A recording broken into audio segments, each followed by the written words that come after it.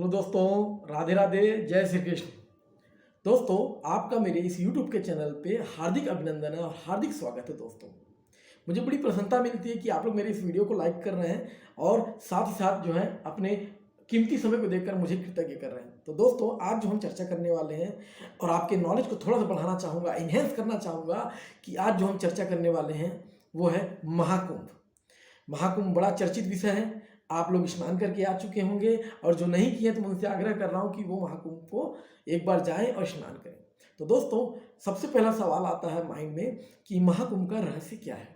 दूसरा सवाल हमारे माइंड में आता है कि महाकुंभ में स्नान करने से कैसे हमारे पाप जो है कट जाते हैं या नष्ट हो जाते हैं।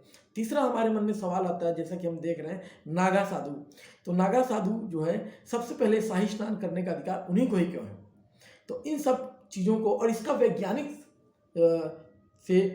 से क्या रिलेशन है, तो आज हम विज्ञान से जो है इसको रिलेट करके आपको बताएंगे। तो जरा धैर्य बना करके आराम से बैठिए दोस्तों, आपको बहुत मजा आने वाला है, बहुत इंटरेस्टिंग है और मैं पूरा का पूरा रहस्य आपको बताने वाला हूँ। तो दोस्तों, सबसे पहले तो मैं ये बताना चाहूँगा कि कुंभ का मतलब क्या होता है। कुंभ एक जो होता है सांस्कृतिक वर्ड है, मतलब संस्कृत से लिया हुआ वर्ड है, संस्कृत से लिया हुआ शब्द है, जिसका अर्थ होता है कलश या पात्र।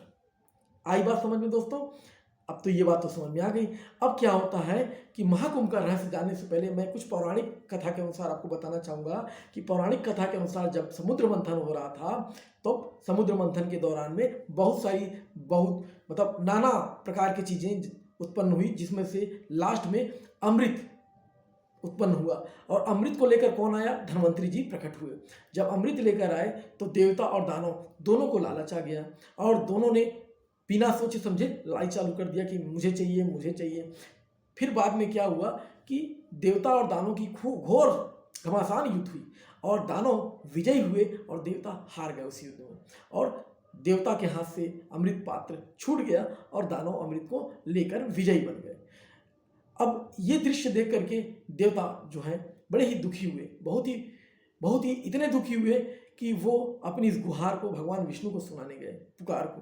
भगवान विष्णु उनकी व्यथा सुन करके बड़ा ही उनको आश्वासन दिया और ये बोला कि मैं तुम मुझसे क्या चाहते हो। तो जो देवता थे उनसे बोले कि प्रभु आपका जो है सहयोग चाहिए, हमें अमृत पात्र मिल जाए, अमृत का कलश मिल जाए। भगवान विष्णु ने उन्हें आश्वासन दिया और भगवान विष्णु जो है असुरों के पास एक नारी का रूप लेकर के, एक स्त्री का रूप लेकर के गए। उस स्त्री का जो नाम था वो था मोहिनी, और मोहिनी रूप लेकर के असुरों को जो है अपने ऊपर आसक्त कराया ताकि असुरों का मोह जो है कुछ देर के लिए अमृत पात्र से भटक जाए। अब देवता जो है इसके बाद जो है इंद्र के पुत्र जयंत के पास गए अपनी पुकार लेकर के कि आप मेरी मदद करो क्योंकि आप हमारे राजा के पुत्र हो। जयंत ने उनकी मदद करना स्वीकार कर लिया और जयंत को बोला गया कि आप कौवे का रूप लेकर जाइए और अमृत पात्र को, जो भगवान विष्णु जो उनके मुंह को भंग करके अमृत से जो दूर रखे हैं, उसको उठाकर आप ले आइए। साथ ही साथ उनको 4 जो है देवताओं का सहयोग दिया गया। 4 देवता उनके सहयोग के लिए भेजे गए। पहला जो थे सूर्य, चंद्र और बृहस्पति और चौथे शनि थे।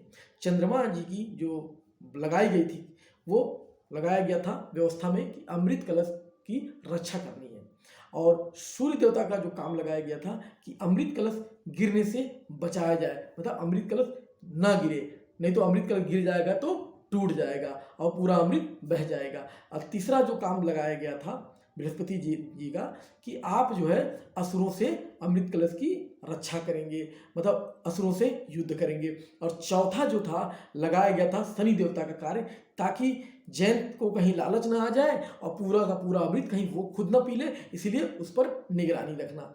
ये 4 काम दे करके सौंप करके उनको भेजा गया था और अपने काम में जो है जयंत जी सफल हुए। और उन्होंने क्या हुआ कि कौवे का रूप लेकर के और जो कलश को खींच करके ले आए। लेकिन जब खींचने लगे और आगे बढ़ने लगे तो देवता और उनके बीच में काफ़ी युद्ध हुआ और उस नोक झोंक में अमृत की कुछ बूंदें जो है भारत के 4 नगरों पर गिरी। और वो जो 4 स्थान पे गिरा वो 4 स्थान यूं थे। पहला नाम था हरिद्वार, दूसरा नाम था अपना प्रयागराज या इसको बोला जाता है कि त्रिवेणी संगम, और तीसरा नाम बताया जाता है नासिक, और चौथा है उज्जैन। और आपको बता दूं कि जब से ये 4 बूंद गिरे तब से ये नगरी जो है पवित्र हो गई और तब से इस पवित्र नगरी में कुंभ का आयोजन होता है। ये कुंभ का आयोजन इन 4 नगरी पे जो है ये नदियों के तट पर होता है। पहला आपको बता दूं कि हरिद्वार जो है, जो नदी जिस नदी के तट पर है वो गंगा नदी है। प्रयागराज को तो आप जानते ही हैं दोस्तों, वो त्रिवेणी के संगम पे है, मतलब वहाँ पे गंगा भी है, यमुना भी है और वहाँ सरस्वती जो है अदृश्य रूप से पृथ्वी के अंदर से बह रही हैं। तो तीनों का संगम माना गया। और अपना उज्जैन जो है शिप्रा नदी के किनारे पर बसा हुआ है और नासिक जो है, जो उज्जैन है शिप्रा नदी के किनारे बसा हुआ है और जो नासिक है वो गोदावरी नदी के तट पर बसा हुआ है। तो ऐसे हमारे 4 नदियों के तट बसे हैं और इन्हीं नदियों के तट पर ही 4 जो है कुंभ लगते हैं। तो आपको बता दूं कि ये हो गई कुंभ। तो आपको अगर इतना मेरा बताया हुआ अच्छा लगा होगा तो दोस्तों मेरे चैनल को लाइक और शेयर करना ना भूलें और यदि पसंद आ रहा हो तो इसको सब्सक्राइब करें ताकि इसी तरीके के मोर एंड मोर मैं आपको नॉलेज से रिलेटेड वीडियो को पहुंचा सकूं। और ज़रूर वीडियो को स्किप ना करें, और भी इंटरेस्टिंग और रोचक मैं तथ्य बताने जा रहा हूं। अभी हमारे कई क्वेश्चन इसमें जो मैंने आपके से बताया वो अभी पेंडिंग है, तो उनके आंसर भी आपको सुनना है कि नहीं सुनना है। तो ये हो गया।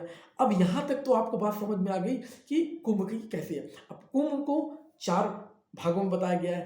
पहला होता है कुंभ भी 4 भाग में होते हैं। पहला होता है, एक होता है कुंभ, दूसरा होता है अर्धकुंभ, तीसरा होता है पूर्ण कुंभ और चौथा होता है महाकुंभ। जो कुंभ होते हैं वो होते हैं 3 साल में आयोजन होते हैं। 3 साल में आयोजन होता है। जैसे मान लीजिए हरिद्वार में पहली बार हुआ तो उसके 3 साल बाद होगा प्रयागराज में, फिर उसके बाद 3 साल में कहाँ होगा, उज्जैन में, फिर कहाँ होगा 3 साल बाद नासिक में। ऐसा करके 12 का एक चक्कर चलता है। तो 3 चौक 12 हो गए। तो 12वां जो होगा वो होगा पूर्ण कुंभ।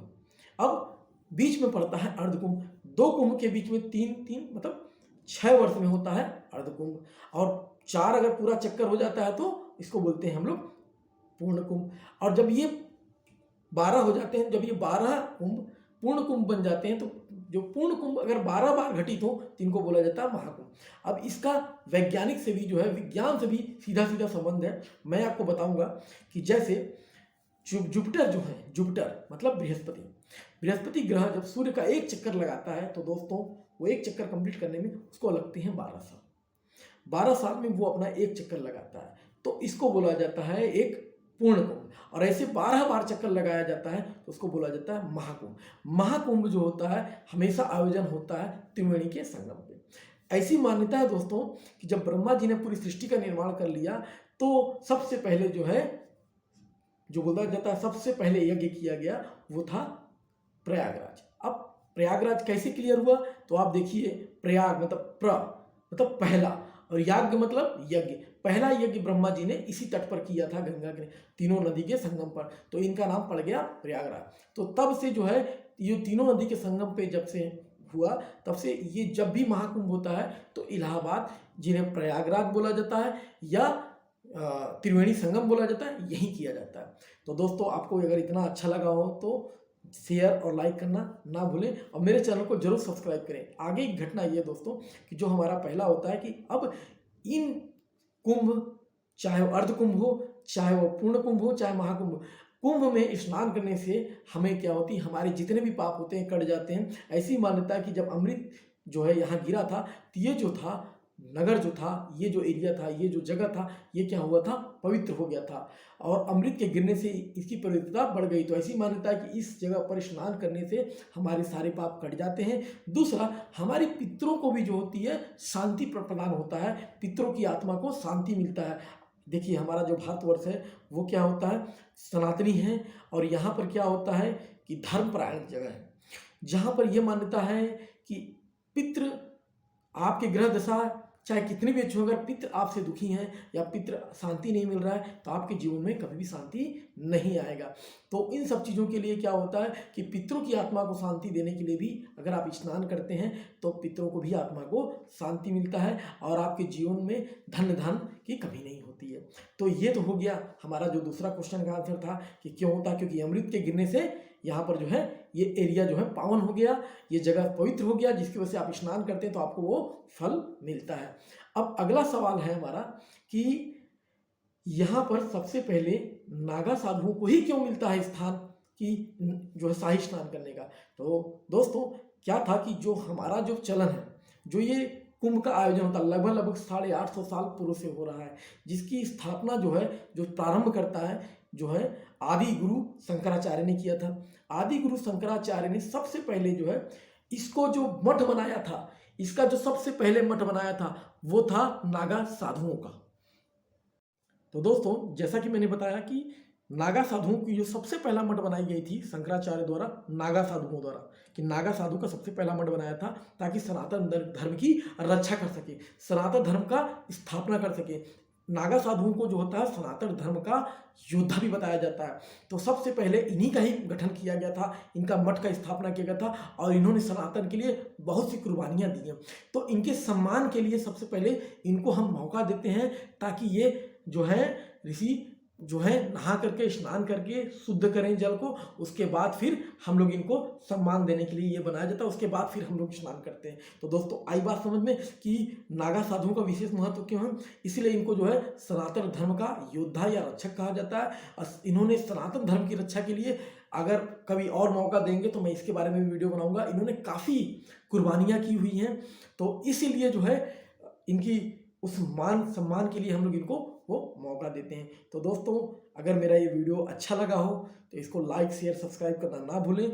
और इसके बारे में एक चीज़ और बताऊंगा कि ये जो होता है, मतलब सूर्य चंद्रमा और बृहस्पति का जब गोचर एक समय एक जगह होता है, तब जो है महाकुंभ की यहाँ पर जो है शुरुआत होती है। और बता दूं आपको कि महाकुंभ जो होता है, कुंभ जो है केवल धरती पे नहीं होता है, अपितु जो होता है कि देवलोक में भी होता है। देवलोक में जो होता है 144 साल बाद देवलोक में जब कुंभ होता है, तो यहाँ पर जो धरती पर होता है महाकुंभ का आयोजन होता है दोस्तों। तो ये जो महाकुंभ है अति पावन है, अति कुल मतलब बोलते हैं ना गुणकारी है, और ऐसा संयोजन दोबारा बार बार नहीं मिलेगा मित्रों। इसीलिए मैं आप लोग से हाथ जोड़कर बोलता हूँ कि अगला जो महाकुंभ आयोजन होगा वो जो होगा वो 144 साल बाद होगा, जिसमें ना तो मैं बताने के लिए इतना बैठा रहूँगा, ना आप सुनने के लिए होंगे, शायद हमारे बच्चे के बच्चे होंगे।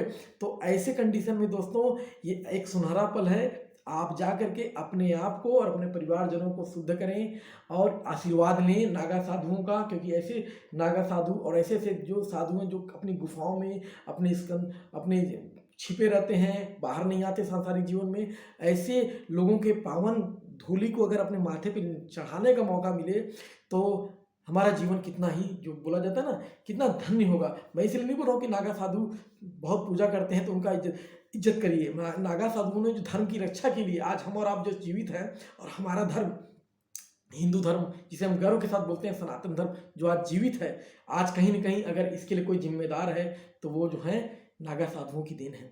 तो नागा साधुओं को जितनी बार हम नमन करें, बारंबार कोटि कोटि प्रणाम करें, उससे भी उतना भी कम है हमारे लिए, क्योंकि हमारा जीवन कम पड़ जाएगा इनके ज्ञान से और इनके गुण के बारे में बात करने से। तो दोस्तों अगर ये मेरा वीडियो अच्छा लगा हो तो इसे कृपया ज़रूर फॉरवर्ड करें, और कोई भी आदमी स्किप करके ना छोड़े, क्योंकि मैंने ये कंटेंट बनाने के लिए बहुत मेहनत किया है और आपका आशीर्वाद चाहिए। Thank you so much.